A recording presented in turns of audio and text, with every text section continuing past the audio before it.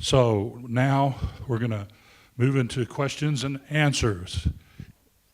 First question, what is being done to protect our national elections from Russian/foreign influence? And this question is for Ben Ray Luján.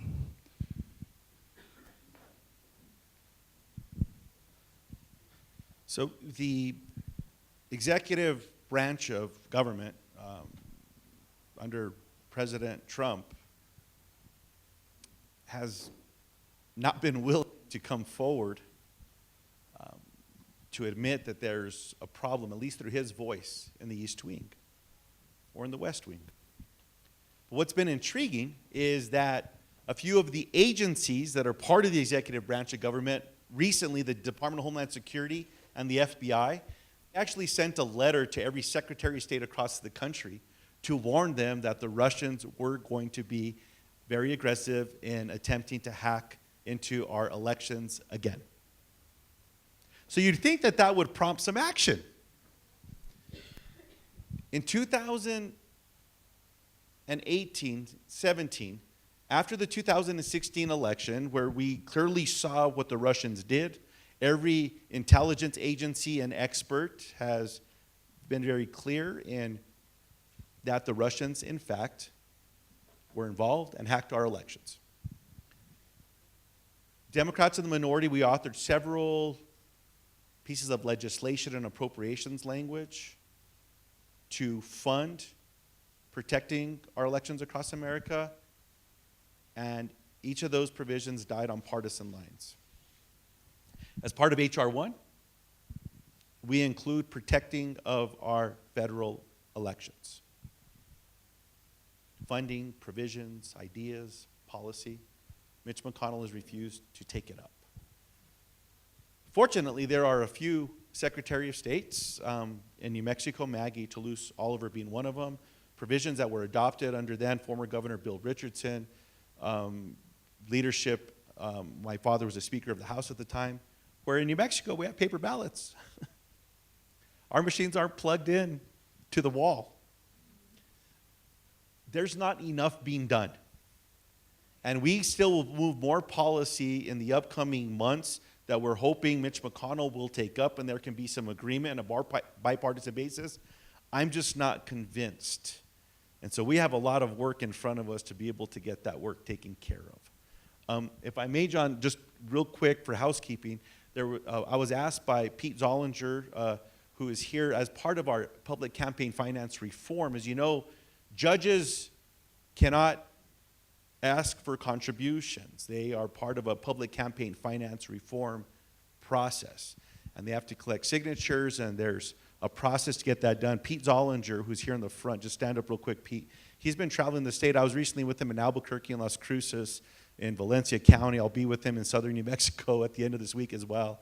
But he's been traveling around the state, going to events and gatherings to just help our judges make sure that they're able to qualify for that public campaign finance reform. So just make sure you chat with him before the day's over. He's a good person. He's putting in the work. And it's part of what we're trying to do to be able to protect this. It actually goes to some of the reforms that are in place where at least the court in this area, because Justice Roberts sees the judiciary as different than legislative, I hope that Justice Roberts has a change of heart and he applies his campaign finance reform policies across the board, but that's a conversation for another day. Thank you. Oh, don't go away. Next question is for you as well. The question is, in a blue state like New Mexico, where most of our representatives and administrative officials are Democrats, how do we in New Mexico get Congress to overturn Citizens United and get it back to the state and get it ratified? So one, please continue to reach out to each of us as members of the delegation. Number one, don't stop that, because it's critically important when we have debates and we're having those conversations that that you are able to report the calls, the emails, the letters that are coming in. So please be aggressive in doing that and reaching out to each and every one of our offices, number one. Number two, we all know people all across the country. Every one of us has at least one friend somewhere else. Are you reaching out to them? Are they showing up? Are they doing the same thing that you are and showing up to town halls, conversations, organizing? Are their states getting this done? So I would just say, follow the heed that President Barack Obama shared with us. President Obama said the most important role we have in America is being an active citizen. That's what we have to do in this particular space. Encourage other elected officials, everyone that you know, to get on board, sign a pledge card, whatever it may be, but ask them to reach out to one other friend in some other part of the country. Be active with radio shows, letters to the editor, change the conversation. Be willing to show up in places where it might be a little uncomfortable at first, but let that polling reassure you. Even though someone may disagree with you on many other policies, they may even be part of another party. On this one, they're most likely to agree with you, and you're going to find a new friend, and who knows what else we'll be able to accomplish with them. Be active, be vocal, make sure that you continue to spread the word, but please reach out to the five of us as well. Okay, let me just add to that. I know that Ben Ray is actively reaching across the aisle to his Republican counterparts and other Democratic representatives as well. So that's what he's doing in Congress, and our other House representatives as well as, of course, our senators too. Here in New Mexico, we are working. We've got a state House Joint Memorial in favor of a 28th Amendment resolution to end Citizens United that was passed in 2018. As mentioned earlier, the City Council has passed such a resolution. The Board of County Commissioners has done so also. We are bringing that resolution around the state to other jurisdictions, trying to get it passed because this is a grassroots movement, and that's how things start. You know, we didn't have the 19th Amendment. All of a sudden, we had cities, counties, states around the country giving women the right to vote until you reach a tipping point. And then the federal government passed the amendment.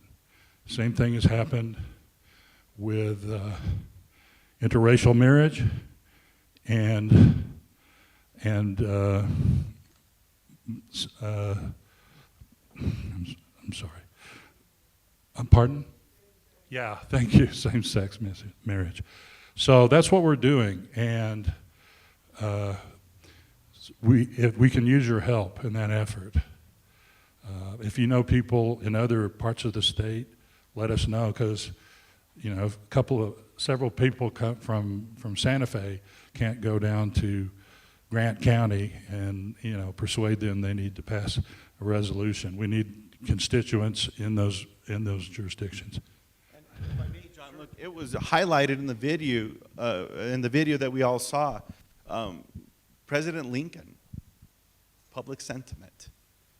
That's the urgency of what I share when I'm asking to be active and reach out to friends and family, old classmates, wherever they may be, or former classmates. We're not all old classmates, we're former classmates, right? But reach out to former coworkers, whatever it may be, current coworkers. It's about building public sentiment with these movements. And that's what John's talking about here across New Mexico and across America. We need to bring public sentiment to a boiling point, where those members right now that refuse to get on board, they feel the pressure. And they know that this is something that will cost them their elections as well. We need to get this done. Okay. There's one more question for you. What is being done to protect our national elections? Oh, I asked that one, I'm sorry. Because lobbying does serve a real purpose. But we need to get big money out of elections. How do we kind of balance that so that lobbyists, so that representatives like yourself can hear from constituents but not be over-influenced by big money? It's, again, being an active citizen. The most important conversation that I have in my office, and Senator Udall has shared this perspective with me as well, is from a constituent. It's critically important whether we're in district, open office hours, community gatherings, town halls, showing up matters. Chatting at the grocery store, I don't mind it. So look, I know that when I go grocery shopping, I have to build in an extra 30 to 45 minutes because it could turn into a little town hall or a longer conversation. And Jennifer can attest to this. The number of constituents that I've had the honor of meeting that have shared ideas with me or need some support with constituent casework, because of modern technology, I'm able to capture notes, get their contact information, get whatever that position may be, and directly correspond with my team, and we're able to continue that conversation. That's critically important as well. And look, it's taking that next step. In 2018, I was honored to win back the majority in the U.S. House of Representatives. We transformed how that campaign committee that I was a part of raised resources from the American people. We turned it into a grassroots operation.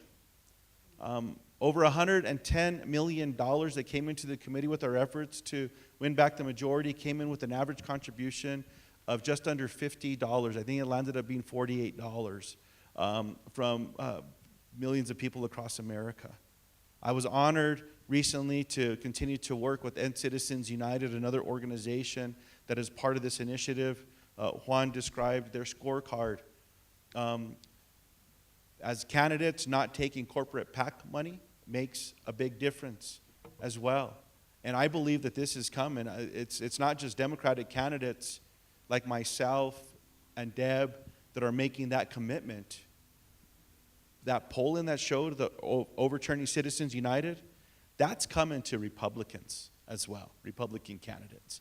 I think it's critically important to ask those questions of everyone as well and say, what are you doing to take that next step? How are you moving the policy forward? Are you on board with overturning the policy? Will you agree not to take corporate PAC money as well? That all adds up. And ultimately, this all leads to people being in charge again, as opposed to corporations being recognized as people. Thanks, Ben Ray.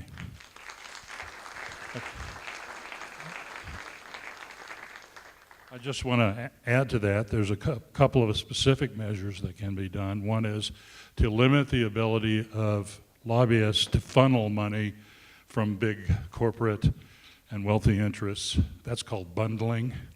And the second thing is to get rid of the revolving door where, members of Congress or staff leave Congress or leave the Capitol and go directly into business for certain industries, and vice versa, come out of industries into Congress.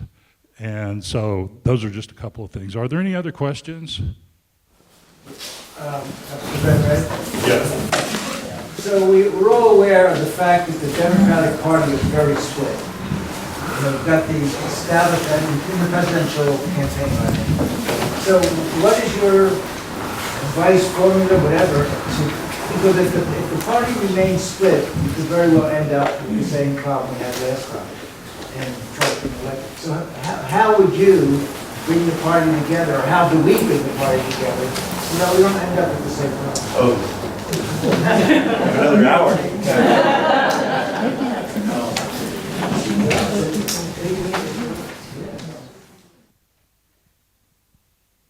2016.